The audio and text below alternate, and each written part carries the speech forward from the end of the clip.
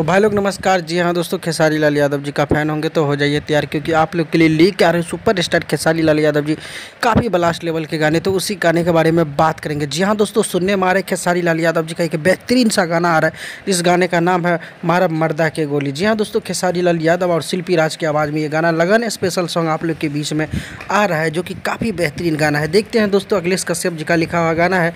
ये गाना हो सकता है अरविंद अकेला कल्लू जी से गावाया, और खेसारी लाल यादव जी का भी इस टाइटल पे बहुत जल्दी एक गाना आने वाला है, जो कि काफ़ी बेहतरीन सा सॉन्ग है।